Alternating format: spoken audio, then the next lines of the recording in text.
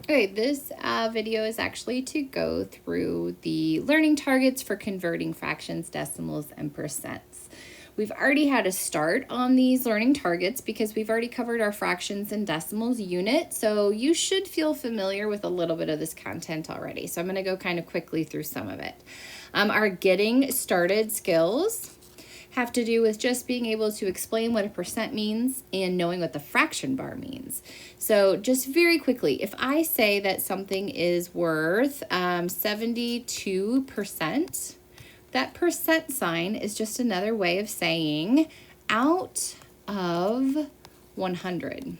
Okay, so anytime we're talking about a percent, it's out of 100. And the way that I try to remember that with kids, if you look at the actual symbol of a percent sign, if you rearrange that, ta-da, it magically looks like a 1 and a 0 and a 0, or a 1, a 0, and a 0. So it's almost like we took the number 100 and shuffled it around. So if I said 43%, it's literally like me writing down 43 out of 100, right? Because that 100 sign is just sitting right there. Okay.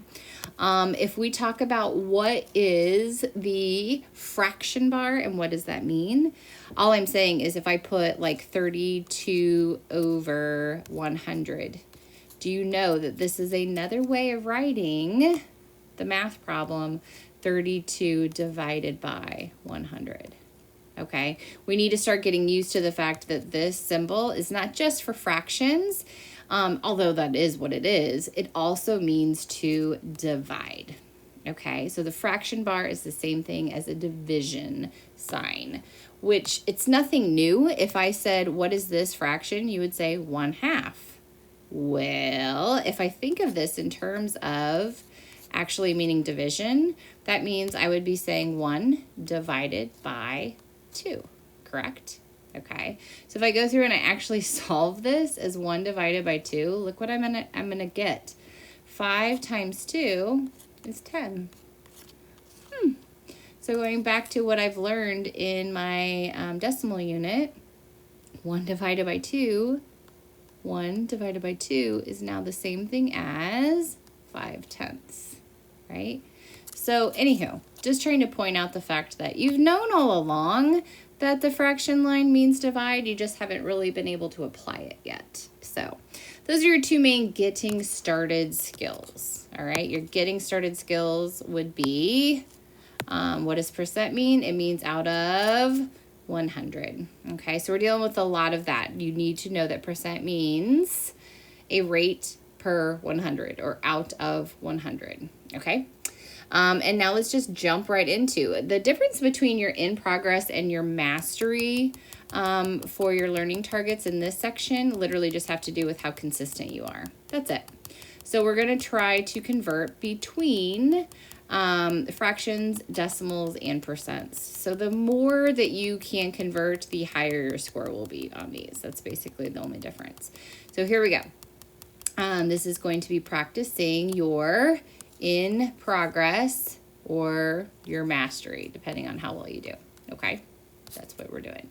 So let's look at this. If we want to try to change or convert a fraction to a decimal, this should be a review right now. If I'm trying to take a fraction such as 3/4 and I want to turn it into a decimal, okay, a decimal, how would I go through and do that? Well, there was a couple of ways that we did it, okay? So one, I asked kids, hey, if you're comfortable with dividing, that's technically what you would do. You're just saying 3 divided by 4, and you're going to go through and do it that way. But most kids gave me the feedback of, hey, that division part wasn't really my best work, so could we stick to a different method?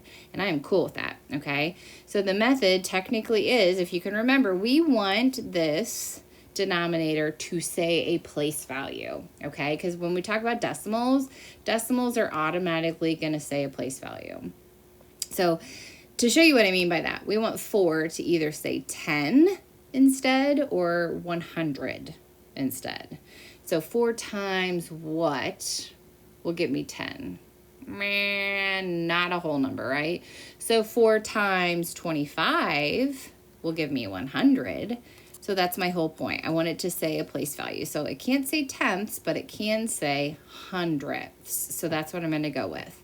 And whatever you do to the bottom, you have to do to the top because we're making it equivalent, right? So 3 times 25 is 75 hundredths, okay? So when I say 75 hundredths as a fraction, I am literally saying how I'm going to write it as a decimal, okay? So when you write a decimal, that's all you do. You write the number, and then your denominator is literally just the place value that you have to stop in. So this just means I have to write the number 75, and it has to stop in the hundredths column, right? So that's where it stopped, in the hundredths column. Cool? So that's a review on how to change it into from a fraction to a decimal. What about a decimal to a fraction? So what if I said, here is a decimal, change that into a fraction? Well, most of the time, if you remember small groups, I'm just telling kids, say it out loud. How do you read it? As long as you've gotten beyond the point of reading this as 0.7, right? We don't say 0.7 in the real world. You have to say 7 and then say the place value that it ends in, okay? So it's the number 7. And the place value that it stops in, that's your denominator. It stops in the tenths column. So I would read that as 7 tenths. Okay. I could also say, Okay. Do you know what to say when you get to your decimal? This is always where you use the word and. Okay. So I would read this as whatever number's in front, the word and then whatever number's in the back. So I'm going to say 4 and 32. The only thing extra that I have to know is the place value that it ends in. Okay? So I'm going to say 4 and 32 and whatever place value it ends in. So this is the tenths place value. This is the hundredths place value. Okay? So remember, with any decimal, you're just saying the number. So if I say this out loud, all I'm doing is saying the number as if it was a normal number. And then whatever place value it stops in, that's my denominator. So I'm saying the number 47. And then the place value it stops in is the hundredths spot. So that's my denominator. Okay. I'm going to do one more with you and then we'll move on. So what if I did this? This one's tricky because kids are like, oh, it has an and, right? I mean, it does. You could say 0 and if you wanted to. It wouldn't hurt you. So I guess we could. So we could say 0 and then you just say this number. What is this number as a whole number? It's the number 3. What place value does it stop in? It stops, if this is my tenths, this is my hundredths. So technically, some kids might write 0 and 300ths. I wouldn't count it wrong, but technically, you wouldn't even have to mention the 0. You could just say 300ths. It would be the same thing, okay? So you're just saying the number and whatever place value it ends in. And then the very last one I would like to go over is being able to do your decimals to a percent, okay? Or a percent to a decimal. So if we are starting out with a decimal, like 27%, right? And I want to turn it into, we start out as a percent and I want to turn it into a decimal. Your main rule is to know where your decimal is sitting, and then you're going to move it from a percent to a decimal. You move it twice to the left. Okay, so this actually turns into 27 hundredths, which if you make, if you go back and you review what we very first talked about, percents are always out of 100, right? So it makes sense that if this is 27 hundredths, 27 out of 100, you would write it like that as a decimal, right?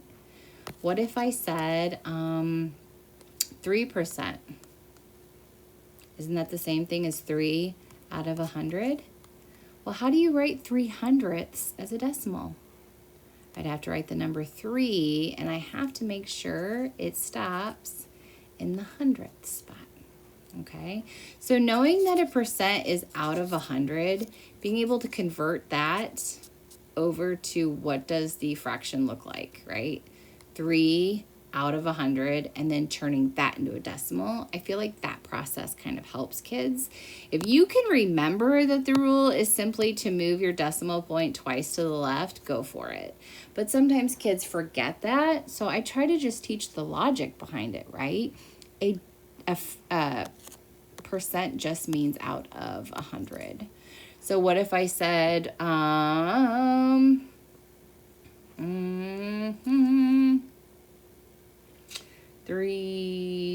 let's do 35%, right? Another way of saying that is 35 out of 100. And how do you write 35 out of 100 or 35 hundredths? You would write it as 35 hundredths. Cool. Okay, one last little section here. So that was to go from a percent to a decimal. Let's go from a decimal to a percent. So it's kind of the same concept. You're going to start off with something like 27 hundredths, right? That's how you would say it as a decimal, 27 hundredths. Well, 27 hundredths is written like that, right? Any number over 100 is how you would write it as a percent. 27 is the percent, the number that's over 100. Okay, because any number out of 100 is your percent. Cool. I'm going to go through and try to say one more time. What if we had, trying to go through a few more of these. What if we had like this? I'm going to switch a different color actually, just so it'll stand out a little bit more. What if we had this decimal? Okay, how would we convert that to a percent? Well, if you think about it, right now it's a decimal. If I read it out properly, I'm going to read the number 7 and say the place value that it ends in. So that lets me know it is actually worth 7 hundredths as a equivalent fraction. Okay, they mean the same thing. I've just said them differently. So, or written them differently. This is read as 7 hundredths, and this is read as 7 hundredths, correct? Well, all we want to know is what is it out of 100? That makes it its percent. So whatever number you see over 100, that is your percent. Cool. What if instead we start out like this? How do you read that out loud? 7 tenths.